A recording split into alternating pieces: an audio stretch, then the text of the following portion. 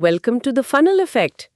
आज हम रिएक्ट की दुनिया में एक बहुत ही इंटरेस्टिंग डेवलपमेंट पर बात करने वाले हैं, रिएक्ट कंपाइलर, और स्पेसिफिकली इसके एक ज़रूरी कॉन्फ़िगरेशन ऑप्शन पर, जिसका नाम है कंपाइलेशन मोड। हाँ, ये सेटिंग मतलब ये तय करती है कि कंपाइलर आपके कोड के किन हिस्सों को ऑप्टिमाइज करने के लिए चुनेगा। हमारी ये चर्चा रिएक्ट के ऑफिशियल डॉक्यूमेंटेशन से लिए गए अंशों पर आधारित है। डॉक्यूमेंटेशन में कंपाइलेशन मोड के अलग-अलग पहलुओं को काफी डिटेल में समझाया गया है, तो हमने सोचा इस पर बात की जाए। तो आज हमारा मिशन ये समझना है कि कंपाइलेशन मोड की ये अलग-अलग सेटिंग्स जैसे इन्फर, एनोटेशन, सिंटैक्स और ऑल असल में हैं क्या, ये काम कैसे करती हैं, और सबसे जरूरी, रिएक्ट डेवलपर्स अपने प्रोजेक्ट्स में इन्हें सोच समझकर इफेक्टिवली कैसे इस्तेमाल कर सकते हैं। चलिए इस विषय की गहराई में उतरते हैं। तो सबसे पहले ये समझते हैं कि रिएक्ट कंपाइलर में ये कंपाइलेशन मोड ऑप्शन दिया ही क्यों गया है, इसका फंडामेंटल पर्पस क्या है। एसेंशियली आप कंपाइलेशन मोड को कंपाइलर के लिए एक स्ट्रेटजी गाइड समझ सकते हैं। ये वो डायरेक्टिव है जो कंपाइलर को बताता है कि उसे कोड के कौन से फंक्शंस या कंपोनेंट्स को ऑप्टिमाइजेशन के लिए टारगेट करना है और किन्हें छोड़ देना है। इसका महत्व इस बात में है कि ये डेवलपर्स को कंपाइलर के बिहेवियर पर एक फाइन ग्रेन कंट्रोल देता है।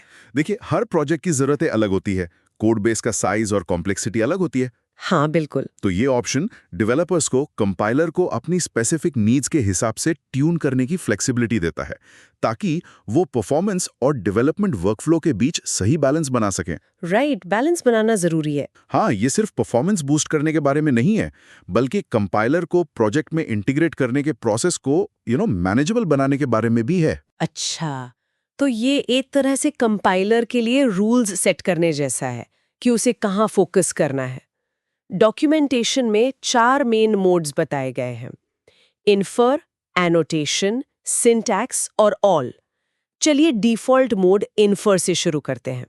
ये कैसे काम करता है और इसे डिफॉल्ट क्यों बनाया गया है? बिल्कुल, इन्फर मोड कंपाइलर का डिफॉल्ट बिहेवियर है और ज्यादातर स्टैंडर्ड रिएक्ट प्रोजेक्ट्स के लिए यही रिकमेंडेड है। इसका कोर आइडिया है इंटेलिजेंट ह्यूरिस्टिक्स का इस्तेमाल करना। ह्यूरिस्टिक्स, ये थोड़ा टेक्निकल टर्म है, क्या आप इसे सरल शब्दों में समझा सकते हैं? इसका मतलब क्या है यहाँ पर? हाँ जरूर, ह्यूरिस्टिक्स का मतलब है कुछ स्मार्ट नियम या अंदाजे जिनका इस्तेमाल करके कंपाइलर ये पहचानने की कोशिश करता है कि आपके कोड में कौन से फंक्शंस असल में रिएक्ट कंपोनेंट्स या हुक्स हैं। अच्छा। ये कोई 100% फूल प्रूफ मेथड नहीं है, बल्कि कन्वेंशंस और पैटर्न्स पर आधारित एक एजुकेटेड गेस है। कंपाइलर कोड के नाम, उसके स्ट्रक्चर, वो क्या रिटर्न कर रहा है, इन सब चीजों को देखकर अंदाजा लगाता है। ओके। इन्फर मोड में कंपाइलेशन के लिए मुख्य रूप से 2 क्राइटेरिया हैं। हाँ।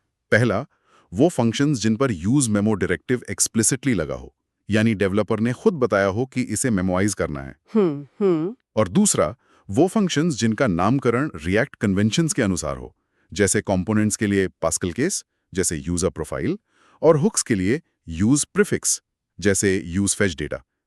और ये इंपॉर्टेंट है, जो या तो JSX रिटर्न करते हो या फिर किसी दूसरे रिएक्ट हुक जैसे यूज स्टेट, यूज इफेक्ट को कॉल करते हो। यानी कंपाइलर एक तरह से जासूसी कर रहा है, कोड के नाम और स्ट्रक्चर से अंदाजा लगा रहा है। बिल्कुल। अगर हम कन्वेंशंस फॉलो नहीं करते तो ये जासूस कंफ्यूज हो सकता है और शायद हमारे कंपोनेंट या हुक को ऑप्टिमाइज ना करे, है ना?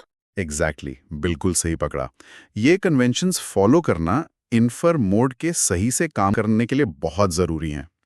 डॉक्यूमेंटेशन के एग्जाम्पल्स इसे और क्लियर करते हैं, जैसे फंक्शन बटन प्रॉप्स। ये कंपाइल होगा क्योंकि नाम पास्कल केस में है और ये JSX रिटर्न कर रहा है, classic component pattern. Right. Function use counter, ये भी कंपाइल होगा क्योंकि इसमें यूज प्रीफिक्स है और मान लीजिए ये अंदर यूज स्टेट को कॉल कर रहा है, ये हुक पैटर्न फॉलो कर रहा है। फंक्शन एक्सपेंसिव कैलकुलेशन डेटा, अगर इस पर यूज मेमो डायरेक्टिव लगा है तो ये कंपाइल होगा भले ही इसका नाम रिएक्ट कन्वेंशन फॉलो ना करता हो, यहाँ डायरेक्टिव प्रायोरिटी लेता है। अच्छा, ओके। लेकिन फंक्शन कैलकुलेट टोटल आइटम्स, ये कंपाइल नहीं होगा। क्यों? क्योंकि ये ना तो component hook naming pattern follow करता है, ना JSX रिटर्न करता है, ना हुक्स कॉल करता है और ना ही इस पर यूज मेमो डायरेक्टिव लगाए। कंपाइलर के ह्यूरिस्टिक्स के हिसाब से ये एक नॉर्मल यूटिलिटी फंक्शन है। समझ गए। या दिलचस्प बात यह है कि ये मोड रिएक्ट नेमिंग कन्वेंशंस पर कितना ज्यादा निर्भर करता है। ये दिखाता है कि कोड में कंसिस्टेंसी और एस्टैब्लिश पैटर्न्स फॉलो करना सिर्फ रीडेबिलिटी के लिए ही नहीं, बल्कि टूलिंग के इफेक्टिव होने के लिए भी कितना जरूरी है। सही बात है। ये कन्वेंशन ओवर कॉन्फ़िगरेशन का एक बेहतरीन उदाहरण है। अगर आप कन्वेंशंस फॉलो करते हैं तो कंपाइलर आपका काम आसान कर देता है बिना ज्यादा कॉन्फ़िगरेशन के। समझ गई। तो इन्फो मोड स्मार्ट है, कन्वेंशंस पर चलता है और ज्यादातर केसेस में काम कर जाता है। लेकिन जैसा आपने कहा, ये ह्यूरिस्टिक्स पर बेस्ड है, गेसेस पर, और कन्वेंशंस पर इसकी निर्भरता इसे थोड़ा इनफ्लेक्सिबल भी बना सकती है। मान लीजिए कोई डेवलपर ज्यादा एक्सप्लिसिट कंट्रोल चाहता है, या शायद किसी बहुत बड़े पुराने कोड बेस में कंपाइलर को धीरे धीरे अडॉप्ट करना चाहता हो। डॉक्यूमेंटेशन में इंक्रीमेंटल अडॉप्शन के लिए एनोटेशन मोड का जिक्र है। यहाँ बात काफी दिलचस्प हो जाती है। ये कैसे मदद करता है? प्रिसाइसली, एनोटेशन मोड का प्राइमरी पर्पस ही इंक्रीमेंटल एडॉप्शन है, यानी कंपाइलर को स्टेप बाय स्टेप धीरे धीरे अपनाना। ये उन सिनेरियोज के लिए बहुत आइडियल है जहां आप कंपाइलर को एकदम से पूरे प्रोजेक्ट पर लागू नहीं करना चाहते। हाँ, बिल्कुल। सोचिए एक बहुत पुराने प्रोजेक्ट की, जहां कोड लिखने के तरीके सालों में बदलते रहे हैं, कन्वेंशंस शायद उतने कंसिस्टेंट ना हो। वहां एकदम से सब कंपाइल करना खतरनाक हो सकता है, अनएक्सपेक्टेड इश्यूज आ सकते हैं। हाँ, ये समझ आता है। पूरे कोड बेस को एक साथ बदलने का रिस्क लिए बिना आप इसे पीस बाय पीस इंट्रोड्यूस कर सकते हैं। तो एनोटेशन मोड काम कैसे करता है? इसमें कंपाइलर क्या देखता है? इसका मैकेनिज्म इन्फर से ज्यादा स्ट्रेट फॉरवर्ड है। एनोटेशन मोड में कंपाइलर सिर्फ और सिर्फ उन्हीं फंक्शंस को ऑप्टिमाइज करता है जिन पर यूज मेमो डायरेक्टिव एक्सप्लिसिटली लगाया गया हो। अच्छा, सिर्फ डायरेक्टिव वाले? हाँ, बिल्कुल। बाकी सब फंक्शंस को कंपाइलर पूरी तरह से इग्नोर कर देता है, भले ही वे रिएक्ट नेमिंग कन्वेंशंस फॉलो करते हों या JSX रिटर्न करते हों। यहाँ कोई ह्यूरिस्टिक्स नहीं, कोई गेसिंग नहीं, only explicit directives matter. Documentation का एग्जाम्पल देखें। फंक्शन एक्सपेंसिव लिस्ट प्रॉप्स, अगर इसके फंक्शन बॉडी में यूज मेमो लिखा है तो ये कंपाइल होगा। Okay. Function normal component props, ये कंपाइल नहीं होगा चाहे एक परफेक्टली वैलिड कंपोनेंट ही क्यों ना हो, क्योंकि इस पर डायरेक्टिव नहीं लगा है। तो इसका मतलब है कि डेवलपर को ज्यादा मैन्युअली काम करना पड़ेगा, हर उस कंपोनेंट हुक को मार्क करना पड़ेगा जिसे वो कंपाइल करवाना चाहता है। ये एक ट्रेड ऑफ हुआ, ज्यादा कंट्रोल के बदले ज्यादा मैनुअल एफर्ट। हाँ, आप इसे एक ट्रेड ऑफ कह सकते हैं। शुरुआत में एफर्ट ज्यादा लग सकता है क्योंकि आपको सिलेक्टिवली फंक्शंस को एनोटेट करना होगा, लेकिन ये आपको ग्रैनुलैरिटी देता है। आप सबसे क्रिटिकल परफॉर्मेंस सेंसिटिव पार्ट से शुरू कर सकते हैं, कंपाइलर के इम्पैक्ट को टेस्ट कर सकते हैं और धीरे धीरे कवरेज बढ़ा सकते हैं। ये माइग्रेशन प्रोसेस को बहुत मैनेजेबल बना देता है, खासकर लार्ज टीम्स और कॉम्प्लेक्स कोड बेसिस में जहां स्टेबिलिटी पैरामाउंट है। आप कंपाइलर पर कॉन्फिडेंस बिल्ड करते हुए आगे बढ़ते हैं। ये वाकई एक प्रैक्टिकल अप्रोच लगता है लार्ज स्केल प्रोजेक्ट्स के लिए, एक तरह का सेफ्टी नेट है। अच्छा, तो ये हो गए इन्फर और एनोटेशन। अगला मोड है सिंटैक्स। डॉक्यूमेंटेशन कहता है कि ये फ्लो टाइप सिस्टम से जुड़ा है। हाँ, इसका मतलब ये हुआ कि जो लोग टाइपस्क्रिप्ट इस्तेमाल करते हैं उनके लिए ये मोड रेलेवेंट नहीं है। हाँ, ये बिल्कुल सही पॉइंट है। सिंटैक्स मोड की पहली और सबसे बड़ी रिक्वायरमेंट यही है कि आपके कोड बेस में फ्लो का इस्तेमाल होना चाहिए। ये टाइपस्क्रिप्ट प्रोजेक्ट्स के साथ कंपैटिबल नहीं है। इसका मैकेनिज्म फ्लो के स्पेसिफिक सिंटैक्स फीचर्स पर आधारित है। फ्लो में कंपोनेंट्स और हुक्स लिखने के लिए एक स्पेशल सिंटैक्स होता है, जैसे कंपोनेंट बटन या हुक यूज काउंटर। अच्छा, सिंटैक्स मोड सिर्फ उन्हीं कंपोनेंट्स और हुक्स को कंपाइल करता है जो इस स्पेशल फ्लो सिंटैक्स का उपयोग करते हैं। अगर आपने रेगुलर जावास्क्रिप्ट फंक्शन सिंटैक्स भले ही फ्लो टाइप्स के साथ इस्तेमाल किया है, तो वो इस मोड में कंपाइल नहीं होंगे। अच्छा, तो ये फ्लो इकोसिस्टम के लिए बनाया गया है। एग्जाम्पल्स क्या है इसके? डॉक्यूमेंटेशन में दिए गए उदाहरण हैं component button, label dot string और hook use counter, initial number. ये कंपाइल होंगे क्योंकि ये फ्लो का स्पेशल कंपोनेंट और हुक सिंटैक्स यूज कर रहे हैं। ओके। लेकिन function helper data dot some type ये कंपाइल नहीं होगा, भले ही इसमें फ्लो टाइप्स हों, क्योंकि ये स्टैंडर्ड फंक्शन सिंटैक्स है। तो हाँ, ये मोड काफी नीचे है और केवल उन डेवलपमेंट टीम्स के लिए रेलेवेंट है जो अपने रिएक्ट प्रोजेक्ट्स में फ्लो को एक्टिवली यूज और मेंटेन कर रही हैं। अगर हम इसे ब्रॉडर कॉन्टेक्स्ट में देखें तो ये दिखाता है कि टूलिंग कैसे स्पेसिफिक इकोसिस्टम्स जैसे कि फ्लो के लिए अडेप्ट होती है और उन इकोसिस्टम्स के यूनिक फीचर्स का फायदा उठाने के लिए स्पेशल कैपेबिलिटीज प्रोवाइड करती है। Gotten it. ये हर किसी के लिए नहीं है, पर जिनके लिए है उनके लिए ये इंटीग्रेशन सीमलेस बना सकता है। Got it. तो ये फ्लो यूजर्स के लिए एक डेडिकेटेड ऑप्शन है जो उनके स्पेसिफिक सिंटैक्स पर निर्भर करता है। और अब आते हैं आखिरी मोड पर, ऑल। सुनने में तो ये सबसे पावरफुल और कॉम्प्रिहेंसिव लगता है, सब कुछ कंपाइल कर दो, नो एक्सेप्शंस। पर डॉक्यूमेंटेशन इसे रेकमेंड क्यों नहीं करता? इसमें क्या रिस्क है? सुनने में तो अच्छा लगता है कि कंपाइलर सब कुछ ऑप्टिमाइज कर देगा। हाँ, ऑल मोड का नाम थोड़ा कह सकते हैं मिसलीडिंग हो सकता है। इसका मैकेनिज्म जैसा नाम से लगता है वैसा ही है। ये कोड बेस में मौजूद सभी टॉप लेवल फंक्शंस को कंपाइल करने का प्रयास करता है, बिना ये देखे कि वो रिएक्ट कंपोनेंट हैं, हुक हैं या कोई नॉर्मल जावास्क्रिप्ट यूटिलिटी फंक्शन। अच्छा, सभी मतलब सभी? हाँ, लेकिन डॉक्यूमेंटेशन इसे इस्तेमाल करने की सलाह बिल्कुल नहीं देता, और इसका एक बहुत सॉलिड कारण है। रिस्क ये है कि ये मोड उन नॉन रिएक्ट यूटिलिटी फंक्शंस को भी कंपाइल और नेमोवाइज करने की कोशिश करेगा जिनका रिएक्ट रेंडरिंग साइकिल से कोई लेना देना नहीं है। सोचिए आपका कोई मैथ यूटिलिटी फंक्शन है या कोई डेटा फॉर्मेटिंग फंक्शन। और ऐसे फंक्शंस को मेमोवाइज करने से क्या नुकसान हो सकता है? शायद थोड़ी मेमोरी ज्यादा इस्तेमाल होगी या कुछ और? सिर्फ मेमोरी ही नहीं, देखिए मेमोराइजेशन का अपना एक ओवरहेड होता है। डिपेंडेंसीज चेक करना, कैश को मैनेज करना, उन फंक्शंस के लिए जिन्हें मेमोराइज करने की जरूरत ही नहीं है, ये ओवरहेड परफॉर्मेंस बेनिफिट देने के बजाय उसे डिग्रेड कर सकता है। अच्छा, परफॉर्मेंस कम हो सकती है। हाँ, ये अननेसेसरी कॉम्प्लेक्सिटी और पोटेंशियल बग्स भी इंट्रोड्यूस कर सकता है अगर फंक्शन साइड इफेक्ट्स पे डिपेंड करता है या मेमोराइजेशन लॉजिक उसके इंटेंडेड बिहेवियर के खिलाफ जाता है। यहाँ ओवर कॉम्प्लिकेशन का पोटेंशियल रिस्क काफी सिग्निफिकेंट है। ज्यादा ताकत कभी-कभी खतरनाक भी हो सकती है अगर उसे सही तरीके से इस्तेमाल ना किया जाए। ये बात तो सही है, यानी ज्यादा कंपाइलेशन हमेशा बेहतर नहीं होता। तो लेसन ये है कि ऑल मोड से बचना ही बेहतर है और ज्यादातर केसेस के लिए इन्फर या एनोटेशन ज्यादा सेंसिबल चॉइसेस हैं। ठीक है। तो हमने मोड्स देख लिए जिनसे हम कंट्रोल कर सकते हैं कि क्या कंपाइल हो, लेकिन क्या इसका उल्टा भी पॉसिबल है?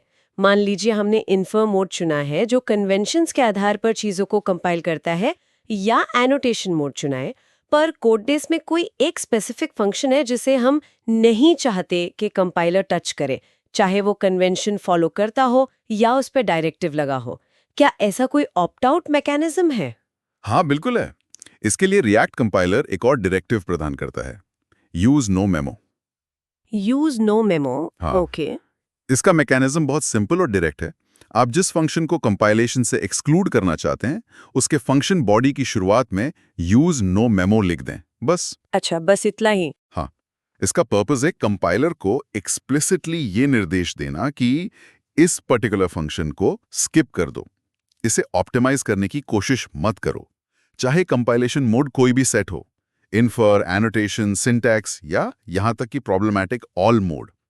ये डायरेक्टिव बाकी सारी लॉजिक को ओवरराइड कर देता है उस स्पेसिफिक फंक्शन के लिए। ये कब काम आ सकता है? कोई प्रैक्टिकल एग्जाम्पल, कहाँ जरूरत पड़ेगी इसकी? डॉक्यूमेंटेशन में इसका एक अच्छा उदाहरण दिया गया है, function component with side effects. मान लीजिए इस कंपोनेंट में कोई साइड इफेक्ट है, जैसे एनालिटिक्स लॉगिंग या किसी ग्लोबल ऑब्जेक्ट को मॉडिफाई करना जिसे आप हर रेंडर पर चलाना चाहते हैं। मेमोराइजेशन यहां अनवांटेड होगा क्योंकि वो साइड इफेक्ट को स्किप कर देगा। ऐसे केस में यूज नो मेमो डायरेक्टिव लगाकर आप इंश्योर कर सकते हैं कि कंपाइलर इसे ऑप्टिमाइज ना करे और फंक्शन हर बार रिरेंडर पर चले जैसा आप चाहते हैं। अच्छा, साइड इफेक्ट्स के लिए यूजफुल है। हाँ, या सोचिए कोई कंपोनेंट है जो जानबूझकर नॉन डिटर्मिनिस्टिक है, उसे आप मेमोराइज नहीं करना चाहेंगे। ये डायरेक्टिव एक महत्वपूर्ण सवाल उठाता है, कोड के कुछ हिस्सों को जानबूझकर ऑप्टिमाइज न करने का निर्णय लेना। सही बात है। डेवलपमेंट में हमेशा मैक्सिमम ऑप्टिमाइजेशन ही लक्ष्य नहीं होता। कभी-कभी प्रिडिक्टेबिलिटी, साइड इफेक्ट्स का सही एग्जीक्यूशन या सिंप्लिसिटी ज्यादा इंपॉर्टेंट होते हैं। यूज नो मेमो डेवलपर्स को ये कॉन्शियस चॉइस करने का टूल देता है। ये जानना जरूरी है कि ऑप्टिमाइजेशन से बाहर निकलने का भी एक स्पष्ट तरीका है। अच्छा, सोर्स में इन्फर मोड के लिए एक ट्रबल शूटिंग टिप भी थी।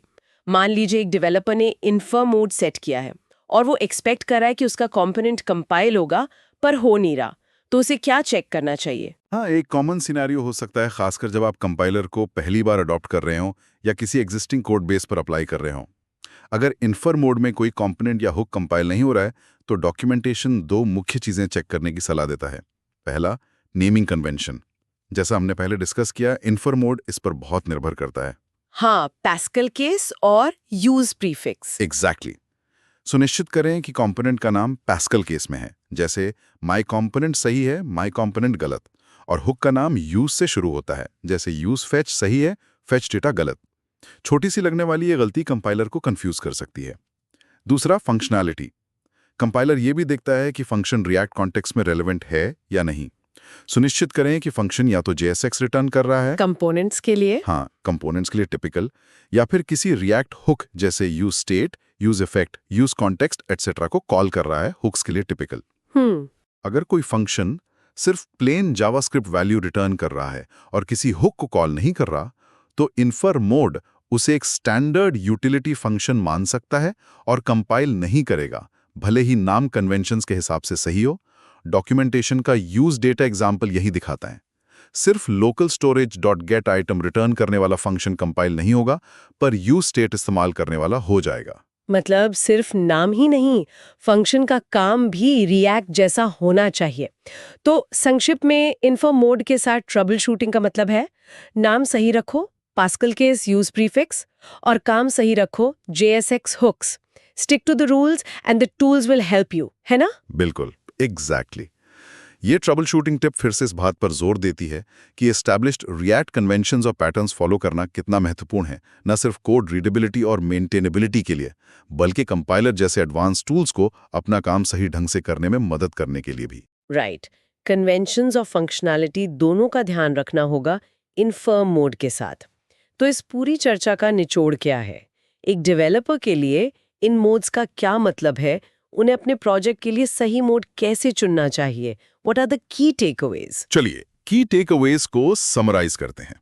सबसे पहली बात, कंपाइलेशन मोड रिएक्ट कंपाइलर के स्कोप और बिहेवियर को कंट्रोल करने के लिए एक बहुत पावरफुल कॉन्फ़िगरेशन ऑप्शन है। इसे समझना जरूरी है।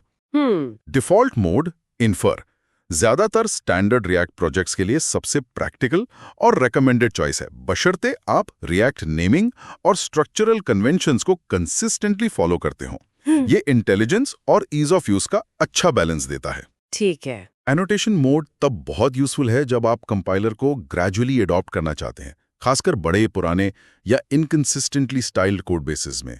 ये आपको कंपाइलेशन पर ज्यादा एक्सप्लिसिट कंट्रोल देता है, माइग्रेशन को सेफ बनाता है, लेकिन ज्यादा मैनुअल एफर्ट मांगता है। राइट, वो ट्रेड ऑफ। सिंटैक्स मोड एक नीश ऑप्शन है जो केवल उन प्रोजेक्ट्स के लिए रेलेवेंट है जो फ्लो टाइप सिस्टम का इस्तेमाल करते हैं और उसके स्पेशल कंपोनेंट हुक सिंटैक्स पर रिलाई करते हैं। टाइपस्क्रिप्ट यूजर्स के लिए ये नहीं है। ओके। ऑल मोड से लगभग हमेशा बचना चाहिए। ये नॉन रिएक्ट फंक्शंस को कंपाइल करके परफॉर्मेंस इश्यूज और अनएक्सपेक्टेड बिहेवियर पैदा कर सकता है। Over compilation is a real risk here. हाँ, ये जरूरी है याद रखना। यूज नो मेमो डायरेक्टिव एक जरूरी एस्केप हैच है। ये आपको फ्लेक्सिबिलिटी देता है किसी भी स्पेसिफिक फंक्शन को कंपाइलेशन से बाहर रखने की जब ऑप्टिमाइजेशन अनडिजायरेबल हो, जैसे साइड इफेक्ट्स या स्पेसिफिक रेंडर लॉजिक के लिए। और अंत में ये याद रखना बहुत महत्वपूर्ण है कि कंपाइलर की इफेक्टिवनेस, खासकर डिफॉल्ट इन्फर मोड में, काफी हद तक आपके कोड की क्वालिटी और एस्टैब्लिश्ड रिएक्ट पैटर्न्स और कन्वेंशंस को फॉलो करने पर निर्भर करती है। क्लीन, कंसिस्टेंट और कन्वेंशनल कोड लिखने से न सिर्फ आपका कोड बेहतर होता है, बल्कि कंपाइलर जैसे टूल्स भी ज्यादा प्रभावी ढंग से काम कर पाते हैं। डेवलपर को सोच समझकर अपने प्रोजेक्ट की कॉन्टेक्स्ट के हिसाब से मोड चुनना चाहिए। ये कंपाइलेशन मोड का एक बहुत ही कॉम्प्रिहेंसिव और क्लियर ब्रेकडाउन था। डॉक्यूमेंटेशन में एक बात कही गई थी कि इन्फर मोड इंटेलिजेंट ह्यूरिस्टिक्स का उपयोग करता है। ये सोचना काफी दिलचस्प है कि भविष्य में ये ह्यूरिस्टिक्स कितने और इंटेलिजेंट हो सकते हैं। हाँ, ये एक इंटरेस्टिंग थॉट है। क्या कोड एनालिसिस और ऑप्टिमाइजेशन में AI और मशीन लर्निंग की भूमिका और बढ़ेगी? क्या कंपाइलर भविष्य में कोड के इंटेंट को और बेहतर ढंग से समझ पाएगा, कन्वेंशंस पर निर्भरता शायद थोड़ी कम करते हुए? ये एक ऐसा सवाल है जिस पर आगे जरूर विचार किया जा सकता है कि डेवलपर एक्सपीरियंस और परफॉर्मेंस ऑप्टिमाइजेशन का फ्यूचर कैसा होगा। Thank you for watching The Funnel Effect.